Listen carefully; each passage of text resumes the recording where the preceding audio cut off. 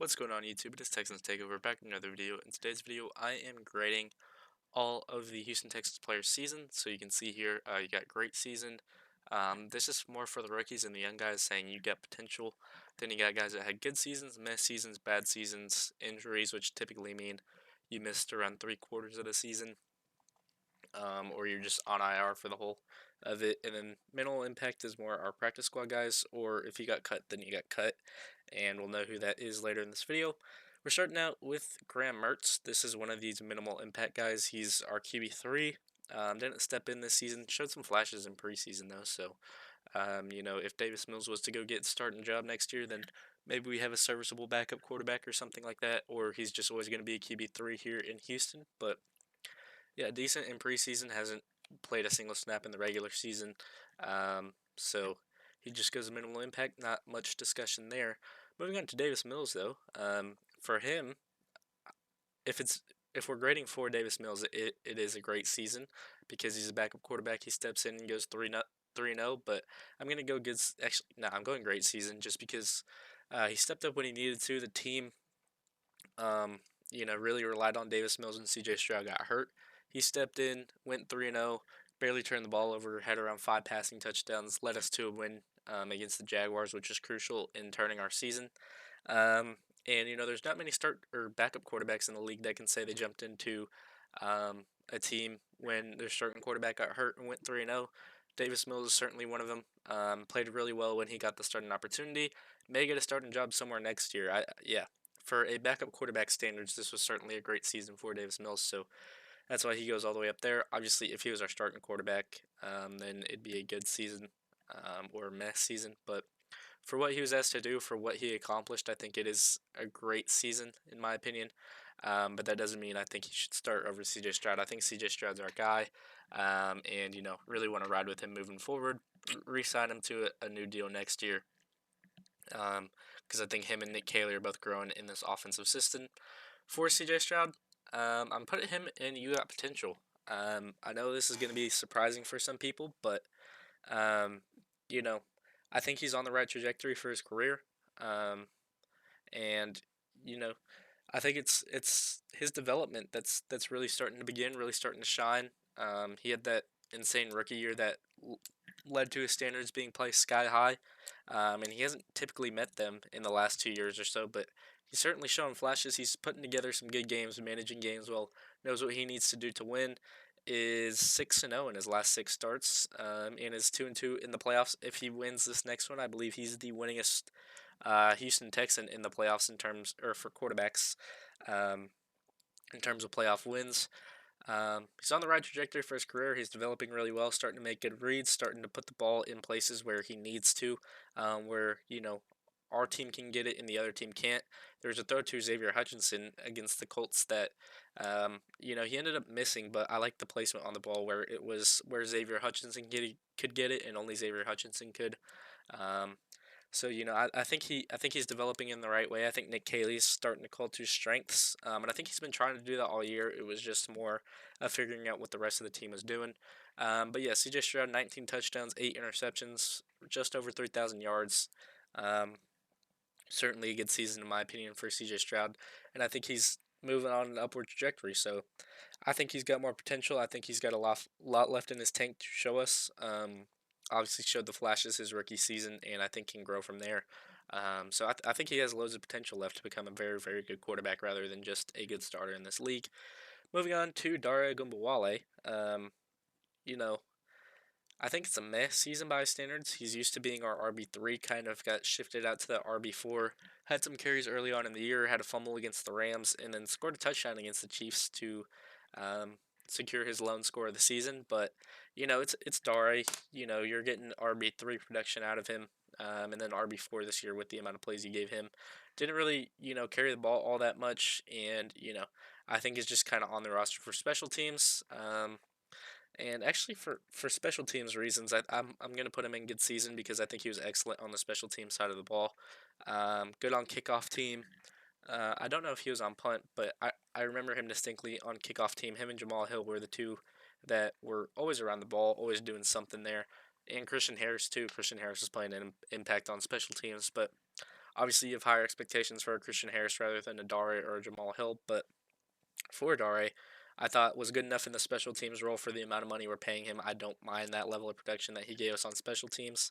Fumble recovery against the Cardinals and a lot of tackles downhill with using his speed there. Moving on to Nick Chubb, I'm giving it a mess season. I had more hope for him coming into the year. Um, I didn't expect him to be Nick Chubb of the Browns, obviously. I kind of just wanted like half of that or a third of it, or actually, no, just around half of that. And, I don't think he was really able to meet that expectation. Um, got out carried by Woody Marks. Woody Marks basically took his job in the second half of the year. Wasn't explosive at all. Um, and just, yeah, really got outshone by Woody Marks. Um, in kind of the second half of the year, I think that Titans game is when we really realized that, Woody Marks was our clear best back, in my opinion. And Nick Chubb finished with, I think, around 400 yards or so. Um, he went for 500 actually, 503 touchdowns, averaged 4.1 a pop. Had some nice runs in there, but I was expecting around like 706 touchdowns for Nick Chubb, which just didn't come to fruition. I'm not too upset about it. I don't think we paid in um, extreme amount of money, but at the same time, I just expected more production from what I presume to be our lead back headed into the year, and that just ultimately didn't happen. His best run was against the Raiders for 30 yards, I believe, and that was pretty much the flash we saw from him. Had a touchdown against the Ravens that was really nice as well, but yeah, it just wasn't his season. Not really much else to say other than that. Moving on though to Jawar Jordan, I'm placing him in You Got Potential because you know, really, really, really liked the way he played in that Cardinals game. Had over 100 yards in there. Didn't really get opportunities till later in the year, but even then, he went for 193 yards this season. Didn't score a touchdown, which I think he definitely could have against the Cardinals, but they gave CJ Stroud the throw. Had our longest run of the year of 50 yards.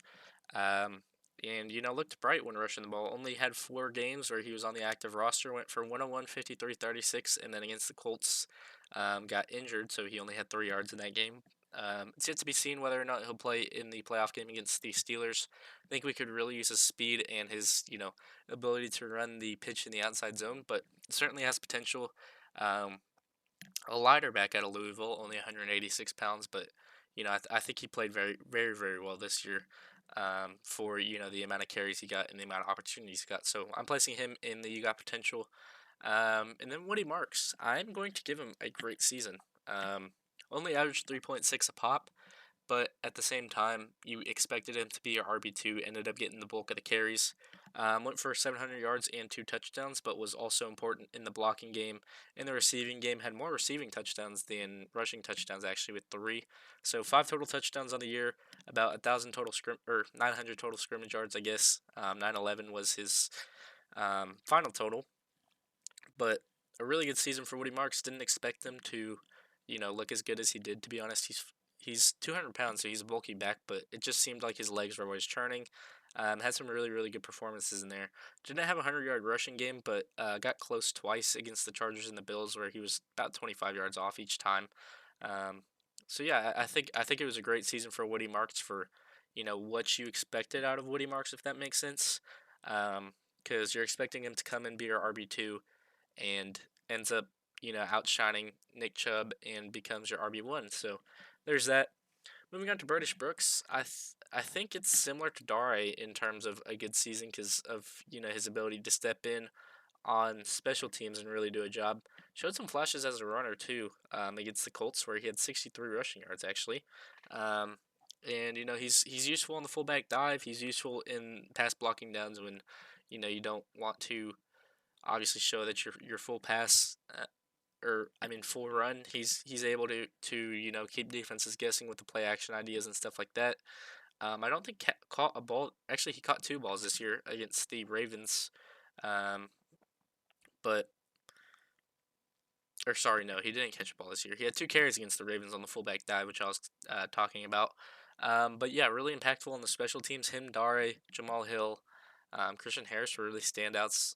Um, on those plays. So, you know, good season for British Brooks. Would love to see him back because I think him being there, in terms of the the help we need on special teams is pretty important, and he was able to do a great job. So good season for him. Braxton Berrios is going into bad season. Just didn't really do much. You could put him in minimal impact, but I think you expected him to do more than he actually did. In terms of the special teams game, got outshined by Jalen Knoll on punt return, on kick return, and just ultimately didn't do anything. So pretty bad season by Braxton Berrios' standards because he's supposed to be this great special teams guy that's able to punt return, kick return. Didn't do either of those. So just not the best season for Braxton Berrios. Hopefully he can jumpstart somewhere else because don't think he'll get re-signed here. Um, Moving on to Chris, not Christian Watson, excuse me, Justin Watson. Christian Watson is a Packer. Um, Injured, I want to say. He was injured for pretty much three-fourths of the season. Showed some flashes in games against the Rams, where I recall him having around two catches in that game. One was a pretty nice catch there. And, before that injury, we thought we were going to utilize him a decent amount, but started to get outshined by Xavier Hutchinson coming into his own, and then Jalen Knoll starting to come to his own, as well as Jaden Higgins. I think they didn't trust Jaden Higgins as a blocker that much in the first game, and then he ultimately, became as good of a wide receiver as we kind of expected him to be in his rookie year. Um, and that Justin Watson injury really derailed his, or not his career, but his season. So I'm just gonna place him in the injured because he didn't have too big of an impact just due to the injury setting him back. Christian Kirk, bad. That's all I really got to say. 239 or 239 receiving yards throughout the entire season. Sorry, um, and just wasn't great. Pretty much healthy the entire year. Um, and you thought with the target amount he got in week 3 when he first played against the Jaguars that we were going to utilize him a lot, and then just ultimately wasn't that great. Had some decent catches in there, some big catches against the Ravens. Um, Obviously that touchdown against the Bills, that was his only one of the year though, and just didn't really pan out the way that I thought he would, especially with the amount that we're paying him. Just wasn't a great year for Christian Kirk. Didn't really settle into the offense coming in week 3, and we weren't able to utilize him to his max potential. And it's likely that he'll head elsewhere in free agency, in my opinion. Um, so yeah, there's that. We definitely got our core 4 guys, and then whoever you want to bring in free agency or in like round 6 or 7 of the draft, you're able to and feel comfortable with it because Xavier Hutchinson had quite the season. Um, I'm gonna put him in the you got potential for his standards. It's definitely a great season, but I'm gonna put him in you got potential because he's only 25. 430 yards and 3 touchdowns this year for him. His biggest game was obviously against the Colts, where he had 84 yards last week. Um, but even then, had some big games like against the Ravens, where he caught 2 touchdowns. Pretty consistent throughout the entire year. Next biggest performance was against the Titans, where he had 42, but also had 40 against the Colts the first time we played them. 30 against the Broncos, 30 against the Rams, um, and a touchdown against the 49ers where he went for 70 yards there. So, a very, very, very good year for Xavier Hutchinson there. One of the 3 wide receivers we have out of Iowa State.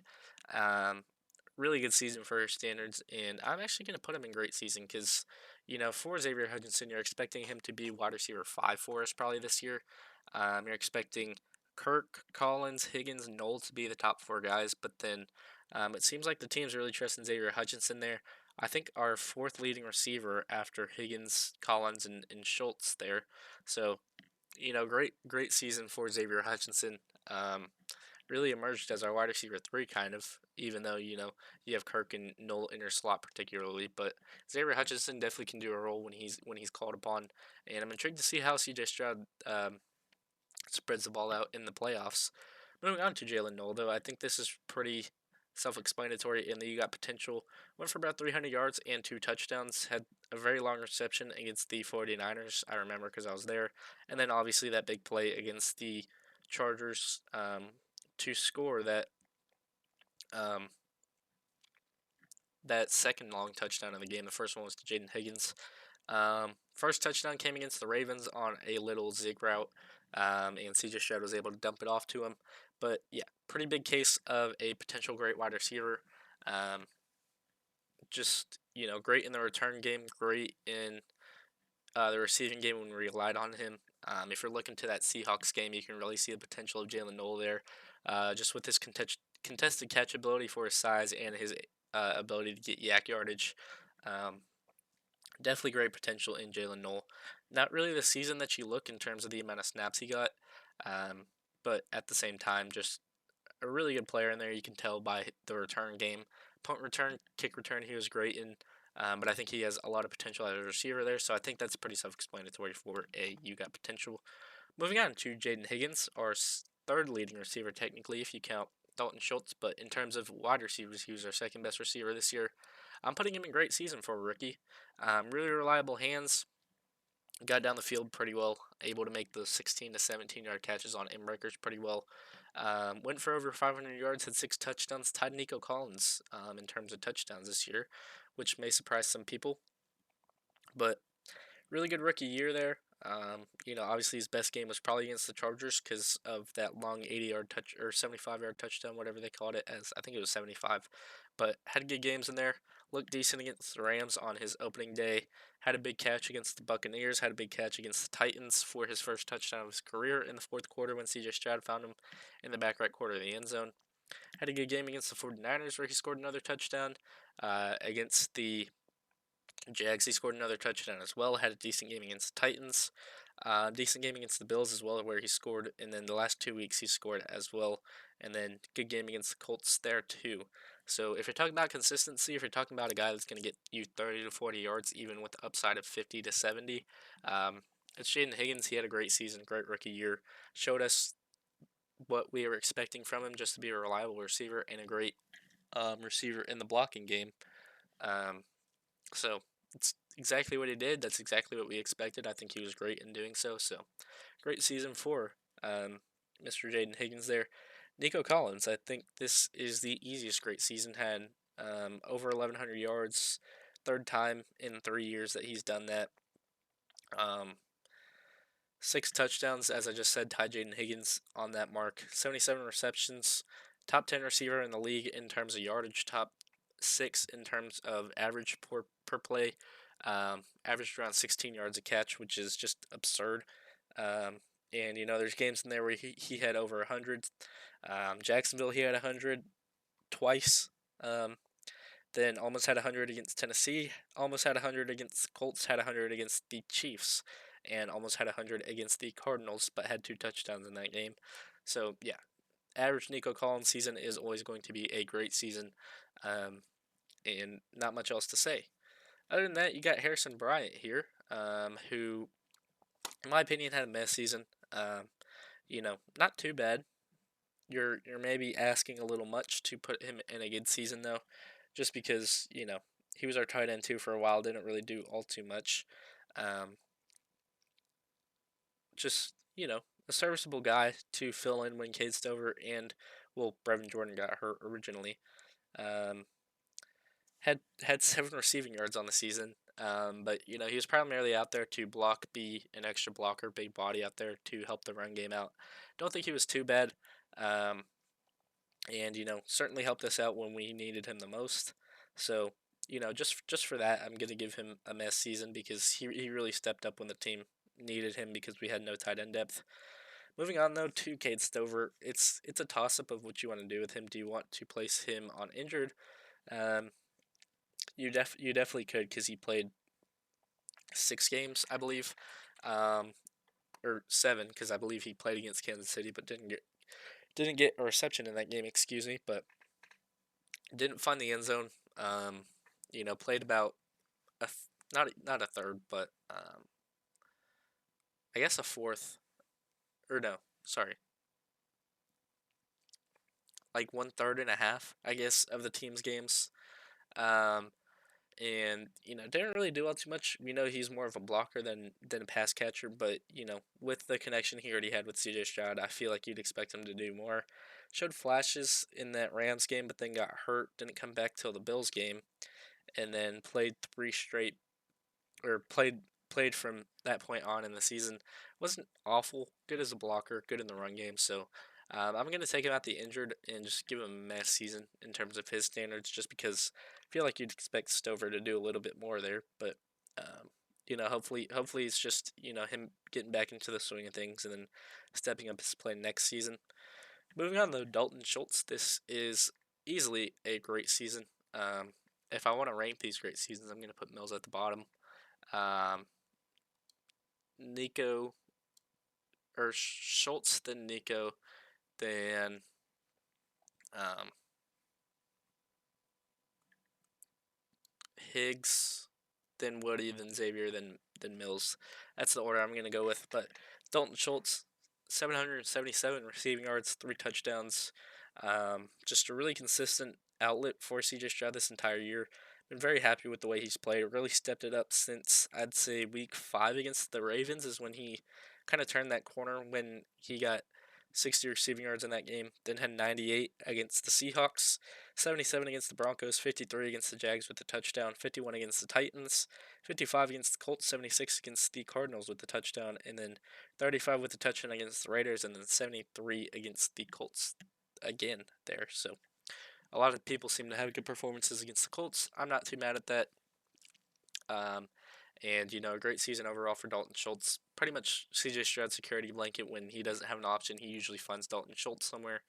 Um, and I think that's really all you got to say about Dalton Schultz, in my opinion.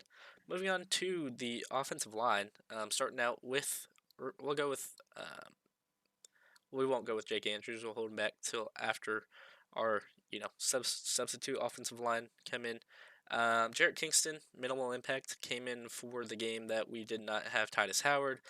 Didn't have Trent Brown in that game either, I don't believe. Um, so it was Howard and Blake Fisher starting, and then that sixth offensive line was Jarrett Kingston. Didn't look too bad, but at the same time, just didn't play all too much. That was the only game he was on the active roster for. Other than that, he was on a P squad, um, or just a healthy inactive. So just not too much there. Jarrett Patterson, same thing, minimal impact, just didn't play all too much. Same with Drew Scruggs. Those two guys can go in tandem. Came in at guard when we needed them, but started the season out not too hot, and then eventually just faded out the entire offensive line. Um, Other than that, Blake Fisher I think had a good season. Did what he needed to do in terms of being that sixth offensive lineman for us. Athletic enough to really step in and do a job there. Wasn't bad when he had to come in and start at tackle either against the Raiders.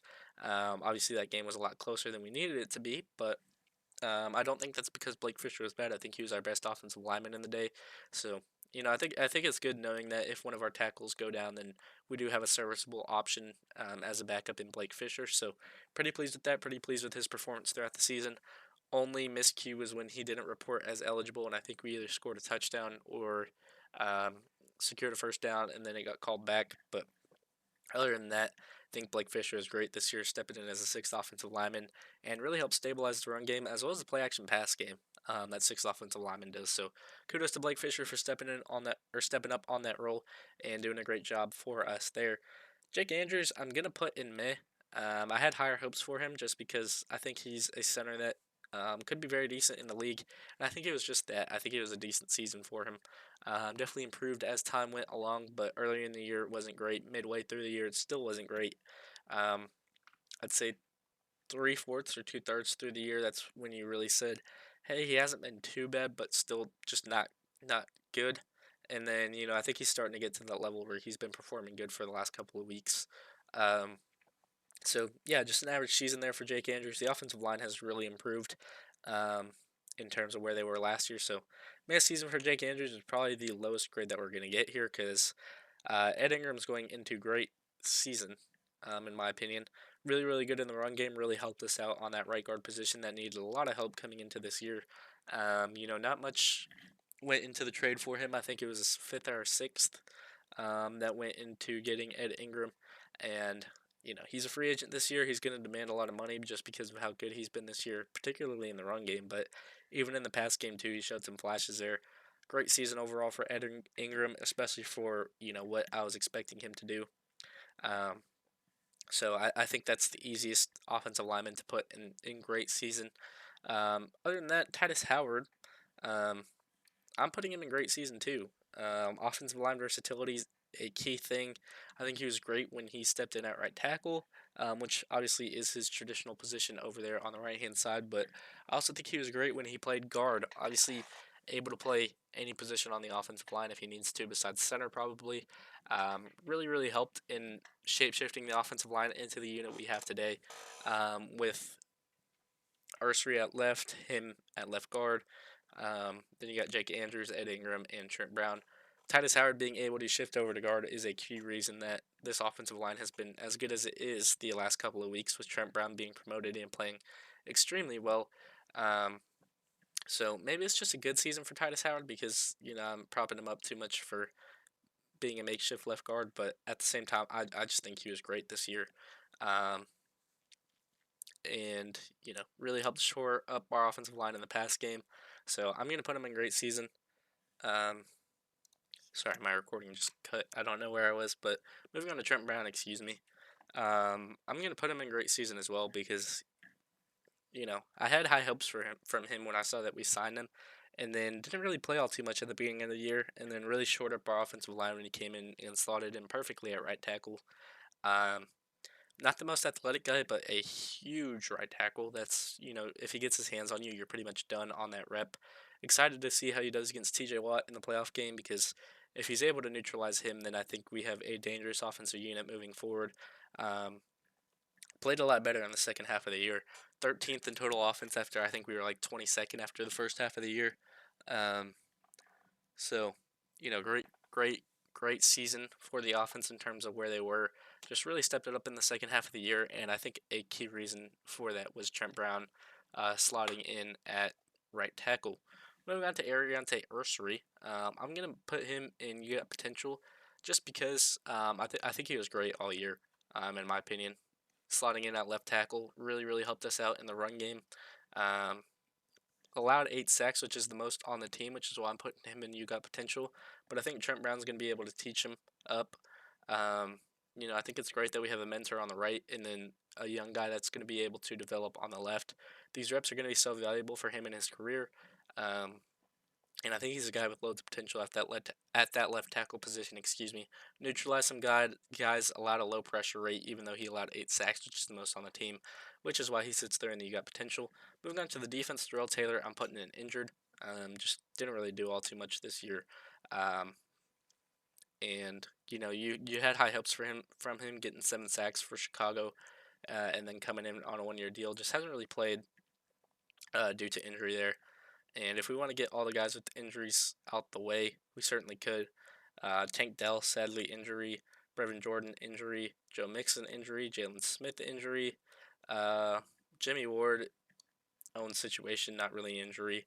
MJ Stewart, injury. Johnny Carter, injury. Um, Kurt Heinisch, injury. Keontae Hamilton, injury. And then that's pretty much it. Foley Fatukasi, injury. Um, and then you got practice squad guys who didn't really do all too much in Jared Wayne and Luke Lockey, or Lacey, however you want to pronounce it. Damian Pierce got cut. All these guys didn't really do all too much, so we'll just slide them all in there to really speed up this process because this is becoming a very long video. We don't have Leku Fotu, we don't have Kevon Wallace in here, or Naquan Jones, who I think were great. Oh, this is Miles Bryant. Miles Bryant played a little bit this year. We'll put him over at that safety spot. But yeah, all these guys didn't really do all too much this year. Um, but we are on the defense. We've done Darrell Taylor and put him with the injured guys. Moving on to Dylan Horton. I don't think he was bad. In terms of his standards, I think he had a mess season. Decent in stopping the run. Would like him to get to the passer a little bit, but a little bit of high expectations there if you're asking him to get to the passer a lot. Um, but you see what Derek Barnett's doing in terms of a backup defensive lineman. I'd hope that Darrell Taylor kind of follows in that suit after Derek Barnett potentially leaves. I don't know how much money he's going to demand in free agency, so um, we'll see. But I hope Darrell Taylor or not Darrell Taylor, Dylan Horton moves into that fold and is able to get 5 sacks or something like that um, from that defensive end position next year. But Derek Barnett, great season for his standards. 5 sacks, really impactful in the run game, really impactful in the pass game in terms of getting to the quarterback and pressuring the quarterback. when it's a rotation of him and Daniil Hunter, him and Will Anderson, or him and Dylan Horton out there. Really gives Will Anderson and Daniil Hunter an opportunity to get rest and, be at their best coming back out on the field. 5 sacks, great pressure rate for a backup defensive end. So, yeah, really pleased with the way that Derek Barnett's played this year. Would like to see him getting re signed heading next. Moving on to Will Anderson. These two guys, yeah, you're going into a great season. Um, best seasons, if it allows me to, best seasons from anyone. Uh, top of the list. 15 sacks here, 13 sacks here. Monster in the run game, monster in the run game. They're basically, or not opposites of each other, clones of each other. Um, just get to the quarterback at a ridiculously high rate. Daniil Hunter's more of your finesse, your swim, your club, and then Will Anderson's just going to bully you play after play, and let you know it. Be a force in the run game. You see that tackle on Jonathan Taylor in the Colts game. Pretty much what he does for you. Um, and Damian Pierce sneaked in here. He's going to be on got cut because he did get cut. Same with Jalen Mills. So there's those two guys at the weight. But yeah, you can't say enough about these two. Potential Defensive Player of the Year candidate. We know it's going to go to Miles Garrett, but he might be um, third or second or third or fourth in the voting. He might be second, third, or fourth in the voting. Probably a first team All Pro, second team All Pro. And future Hall of Famers and both of these guys. Can't say enough about them with how good they've been this year. And if we're gonna make a deep playoff run, it's basically due to them. Tim Settle and Mario Edwards Jr. are next. I want to recognize them. I think they had good seasons. Um, really helped out our interior defensive line when we had them. You can see the little bit of a hit it's taken without them, but I still think there's guys on that interior that really shore us up, especially with how good Lecky Fotu's looked coming in from the Raiders, I believe, and then um, I think just got placed on free agency, and then we were able to just pick him up. Been a good pickup there. I really like the reps I saw from Lecky Fotu against the Chargers and against the Colts, so there's that. But yeah, these guys were great when they were there, able to get to the quarterback, able to stop the run. A really big piece into why Daniil and Will were so successful. But I think Will and Daniil were also big pieces into why they're successful because they kind of attract 4 out of 5 offensive linemen, or at least 3 out of 5, and then these guys are just able to go 1-on-1 and be pretty rested because you can see we have Danico Autry, Sheldon Rankins, and Tommy Togiai there, who have been great in their own right this year. And Sheldon Rankins or Danico Autry and Sheldon Rankins are both going to go in good seasons. I think good at stopping the run. Danico Autry's a little undersized for a D tackle, but he gets the quarterback at a high rate from that interior position. Just same as Tim Settle and Mario Edwards Jr. there. I think both just great, really good at getting through their one-on-one options. Danico Autry is a traditional D end for where he came from in Tennessee, and I think he's just great when he's able to go one-on-one with the guard or one-on-one with the center because Daniil and Will are attracting all that attention. So it's really difficult for teams when you have that rush package out there of these four.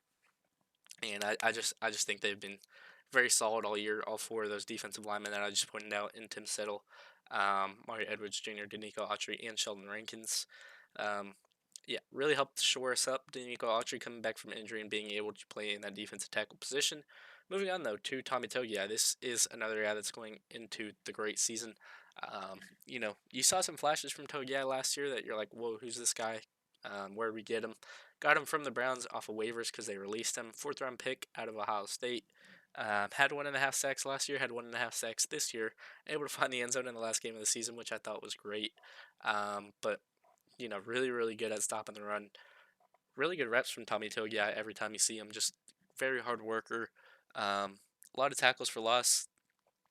And just wreaked havoc. Sacked Patrick Mahomes. Had a great game against the Chiefs. And yeah, I can't say enough good about Tommy Togiai this year because he's really stepped in when both of our interior defensive linemen got hurt, who were great at stopping the run. Togiai showed why we signed him and has just been excellent this year. Moving on to linebackers, though, you got Christian Harris. For him, I'm putting him in bad season. He's a 2nd-round pick there.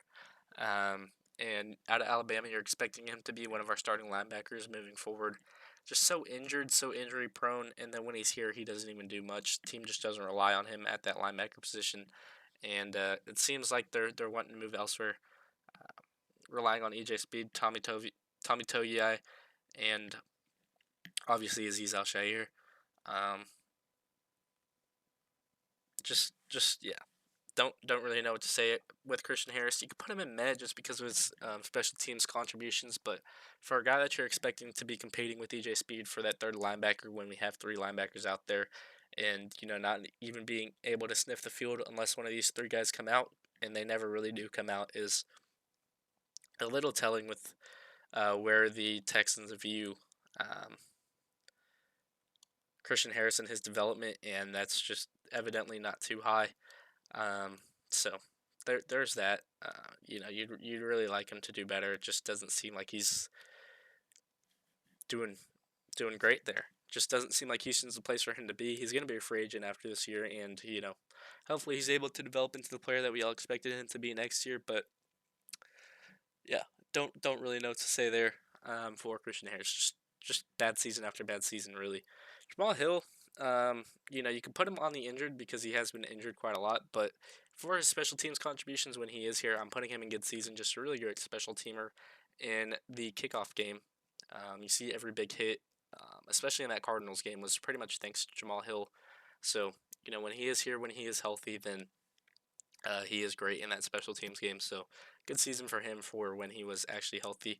Jake Hansen, same exact thing as Jamal Hill when he's healthy. Got hurt in the last game or the Chargers game, one of the two. So speedy recovery to him. All prayers to him. Hopefully he is back for the playoffs, but I don't know if he will be. I believe he is on IR actually. Um, now that I think about it, yeah, he is. So won't see him for the rest of the year unless he's able to be activated from IR and we make the Super Bowl. But good season for Jake Hansen in terms of a special teams guy. Um, other than that, EJ Speed, great special teamer, really stepped in when Aziz went down for that game against the Raiders, and just been a good overall linebacker this year. Um, if we run three linebackers, I have full trust in EJ Speed to do a job, and I think you're going to be able to do that against the Steelers, who are very dip and dunk dependent. I think you're going to have EJ Speed, Toto, and Aziz out there a lot in this game, and I'm fully down for that because I trust EJ Speed. He's been great this year. Um, one of our best tacklers on the team, one of the guys that plays downhill, plays fast. I just think he had a very good season. Similar to Henry To'oTo'o. Henry To'oTo'o probably a little bit better than EJ Speed, but at the same time, he's on the field a lot more. Your typical strong side linebacker in To'oTo'o, and then EJ Speed's your weak, and then you have your Mike and Aziz who's playing in the middle of the field. But To'oTo'o great in the passing game and covering running backs. You'd like him to cover tight ends a little bit more. And he's very athletic, so you'd like him to use his athleticism to his advantage, but not great in coverage. Great in going downhill, though, really stopping the run and stopping running backs out the backfield on passing routes. But other than that, he's not exceptional in. So maybe there's a conversation to be had to see if Henry Toto starts next year or not. But I think he had a good season. Just really got downhill and flew to the ball really well this year. So there's that. Aziz, first time Pro Bowler this year. Excuse me, going into great season. Um, one of our best tacklers, one of our best players on defense, got some turnovers in there too this year. I'm going to put him right below Nico Collins. Um, for a great season. Leader of the defense, leader of the best unit in the NFL. I think it's undoubtable that he goes in a great season. Just, really took the play calling duties on the defense, really took the leadership role. And this team's been excellent when he's on the field, been pretty not great when he's off the field. So you can see the large amount of impact that Aziz has on this team, and key reason why we are the way we are and we are so good defensively is thanks to Aziz Al Shair.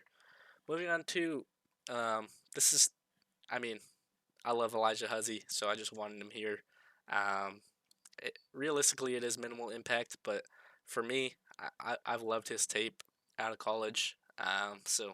This is a little bit of a biased pick, but I think Elijah Huzzy has potential to be our second, or not second corner, sorry, our fourth corner headed in next year. So you have Jalen Smith as our third, and then obviously Kamari and Derek Stingley as our CB1 and CB2, basically two CB1s there. But yeah, I love Elijah Huzzy's game. I think showed potential in the game against the Colts, so that's my rationalization behind it. He's going in. You got potential. Miles Bryant, I thought was pretty decent. Stepped up when he needed to, stepped in when he needed to. Um, Obviously, I'd like him to do a little bit more when he steps in, but he's 5'8" and he's having to play starting safety for us for a couple of games. I don't think he's particularly bad, too. I think he flies to the ball at a decent rate. Um, so, good season for him just because you don't expect much from him. And when he stepped in, he wasn't awful. So, good for his standards. And, definitely a guy that the Texans will be able to rely on moving forward. Um, Probably earned himself a couple $1 million too with just his decent level of play. Javon Smith, I'm giving him a meh season. Good special teamer. Not that great in the kick return game. It might be a bad season, but at the same time, the mistakes he had at cornerback, I don't think were his fault. I think it was Kevon Wallace being too greedy and playing downhill a little bit too much. But yeah, just not great from Tremont Smith. But yeah, I'm going to put him at mess season. I'm between these two, but I'll give him mess season. You'd like more. He wasn't expected to be a CB3, so I'm giving him a little bit of grace there because it was supposed to be Jalen Smith before he got hurt. And then, just no one else was able to step in and fill that role. He's been trying to. Hasn't been great, hasn't been bad. Um, Again, another guy that gets downhill from the cornerback position very well, fills in tackles, so he's going a mess season. I don't think he was awful, awful. I just don't think he was great. And, it's fair because he's a special teamer at the end of the day. He wasn't anticipating being a starting cornerback at any point in the year. Jalen Reed, I'm putting in You Got Potential. That game against the Bills just really excited me. He is officially back. Um, he's playing this game against the Steelers, so you expect him to play alongside Kalen Bullock. I'm really, really excited for the fact that he's back. Um, he got designated for return by the Texans.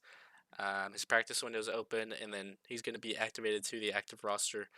Something happened with the metal plate in his forearm, so he didn't actually break it.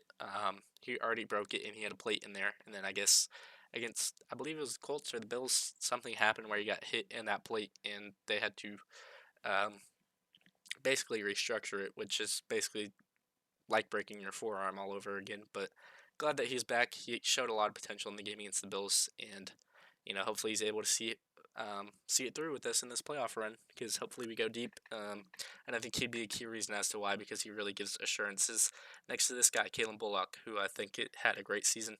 4 interceptions, really just a great ball hawk. All four of these guys are going into great seasons. Kamari, top of the pack. Derek, top of the pack. Kalen Bullock, top of the pack. Um, and then Jalen Petrie, top of the pack. Just all four of these guys. 4 interceptions, 10 passes defended at least, or pass deflections at least, excuse me.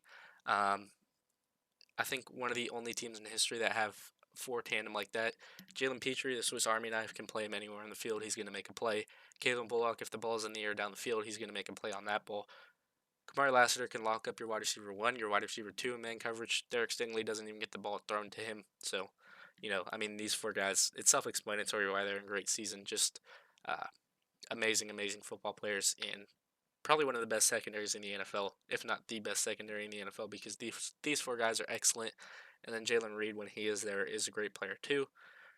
Kaimi Fairbairn, great, great season.